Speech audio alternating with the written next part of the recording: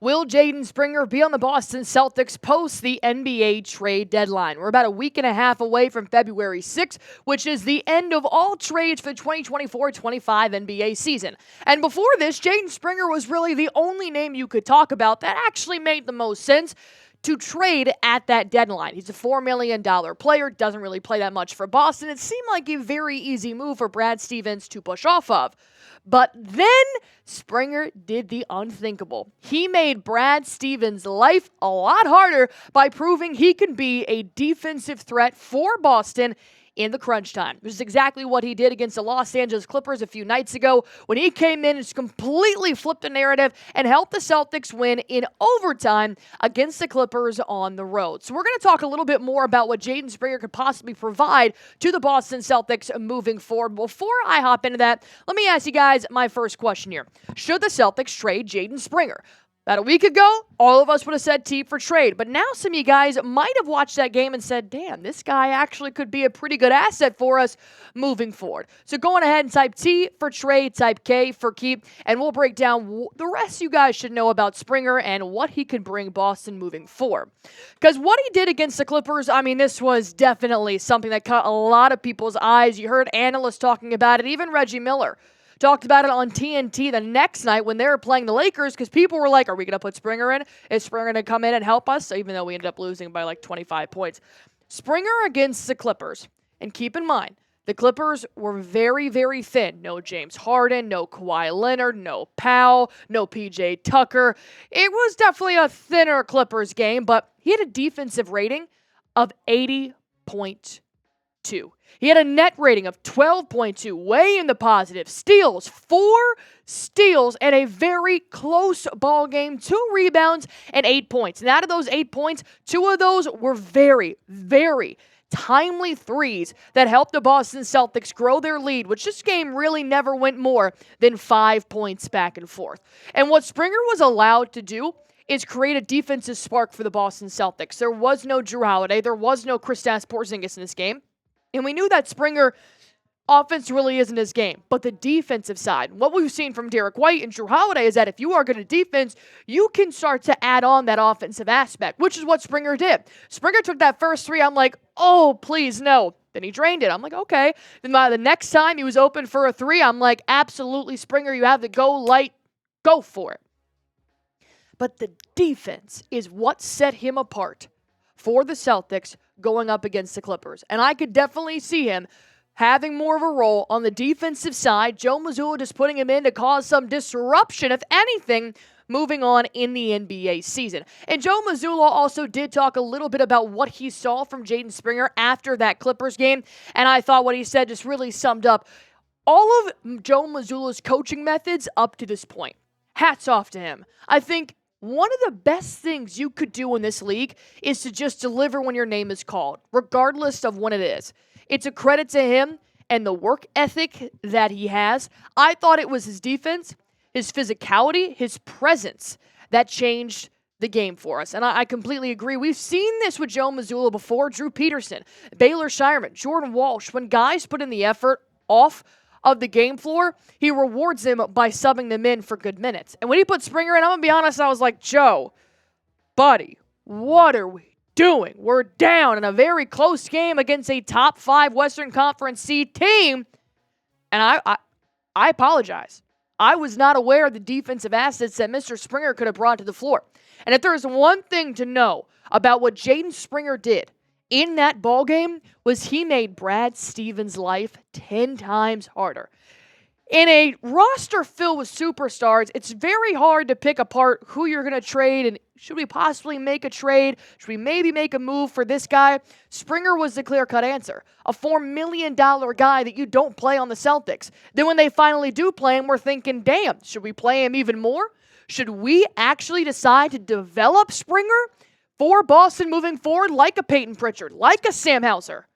Or do we want to let that project go to another NBA team? That's going to be something that Brad Stevens going to have to figure out, and I'm pretty glad it is not on my plate. But up next, we are going to talk about whether or not Boston can still consider trading away Springer and what they possibly could get for a guy that is now definitely upped his trade stock by 10. So, before we hop into that, let me go ahead and tell you guys real quick about our sponsor, and that is Prize Picks. If you guys are looking to play daily fantasy sports in over 30 different states in America, including Cali, Georgia, Florida, and Texas, and Prize Picks is the app for you. It's super, super easy to play. All you guys have to do is just pick more or less on a player's projected stats, and that's how you can win up to 1,000 times your cash. That's right, up to 1,000 times your cash. Football, basketball, baseball, soccer, hockey, and even a little bit something for the e-gamers out there. Call of Duty is even a selection here. You can do professional or collegiate sports. Pick your favorite players or your favorite teams and see how well you know ball. Not to mention, Prize Picks right now makes it super easy for the consumer. They also do accept MasterCard for quick and easy deposits. And when my Prize Picks hit, I know that I can get my money through the withdrawal system fast, safe, and secure. In about 15 minutes, I can get my winnings. I played over 25 different lineups on Prize Picks, and I've won over $1,000. So if you guys want to go ahead, test out your skills, and see if you guys can win big, all you have to do is download the Prize Picks app. Use promo code CLNS. This will give you guys $50 instantly when you play your first $5 lineup. Download the Prize Picks app. Use promo code CLNS. This will give you guys $50 instantly when you play your first $5 lineup. Prize Picks. Run your game. Something to know a little bit here about the shooting guard specialist is that because he really only thrives on defense so far, yes, those 2 made threes were definitely unbeatable in that game, but can he consistently do that? Because before last week, you really didn't see Springer ever. He only had 72 minutes of game time over 19 games. And let's be honest, those 72 minutes, it's kind of a padded stat because it's more or less in garbage time when Boston has already blown out a team by 40, and they're going to let Jaden Springer play the full 12 minutes in the fourth quarter. They were never, ever, ever putting in Springer before halftime. But then Joe Mazulla changed it.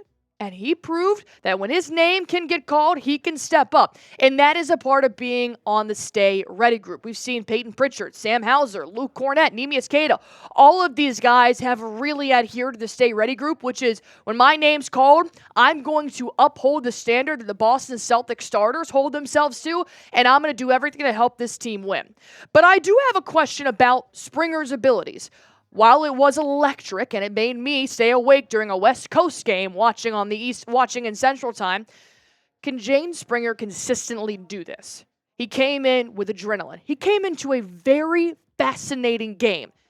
All the end of quarter point differentials were no more than 4 points. It was a tight offensive game, which Jaden Springer disrupted with his defense. But he was also going up against the Clippers, who did not have James Harden, Kawhi Leonard, Powell. There were so many starters out for Los Angeles that I'm thinking, all right, did Springer really showcase that he can do this consistently, or was it just kind of a luck of the draw? So before I talk about keeping Springer and really trying to adapt and grow his skill set in Boston rather than trading him away and allowing another team to perhaps grow and train his skill set, there are other players out there that do make me think that, wow, if they're still on the board and Jaden Springer is the only player you're going to trade for, I mean, these names are still very, very eye-popping to me. And I still would take probably 2 out of 5 of these guys over Jaden Springer right now. Amir Coffey, who I wanted to get in free agency, currently plays for Los Angeles Clippers. He went nutty palooza on Boston. And we know Brad Stevens loves guys, loves players that will explode on his team. He wants that guy playing for Boston. So Amir Coffey's a name to watch. Walker Kessler with the Utah Jazz. This one might be a little bit harder to acquire as Walker Kessler is kind of like a big name for Utah right now and in the starting five. It may take a little bit more than Jaden Springer to acquire that, but he's making less than Springer right now in the NBA. Javonte Green, a former Boston Celtic. He did nice work against us with the New Orleans Pelicans. It would be nice to have a good offensive and defensive guy back there in the backcourt on the bench for a little extra depth. Same thing with Daniel Tice. We know that Kristaps Porzingis and Al Horford really can't play back-to-backs. Would Daniel Tice be a guy that maybe Brad Stevens would want to bring in? Still, making a lot less than Jaden Springer is. Torrey Craig with the Chicago Bulls. Bulls have been picking apart their players forever. Could they possibly land in Boston? There are still several options for Brad Stevens to still really consider.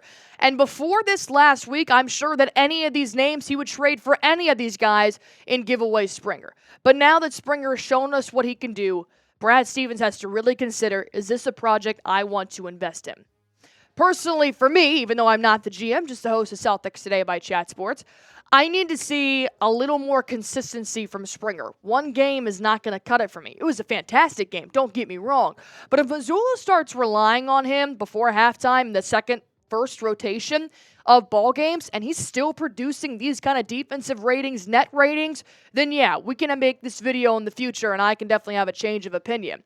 But right now, I'm still leaning towards trade, just because one game for me isn't enough for Brad Stevens to hopefully say, you know what, we're going to keep him and we're not going to make any moves. Because there is no doubt Boston still may need a shakeup as we are trying to catch up with the Cleveland Cavaliers. So my last question for you guys is, which player would you trade Jaden Springer for? I gave you 5 options. You guys can go with one of those, or you can go ahead and make your own, pick your own, put it in the comment section down below. And as always, the trade deadline is coming up right around the corner. If you guys want all the rumors and news around the Celtics by the NBA trade deadline, go on ahead and hit that sub button for me.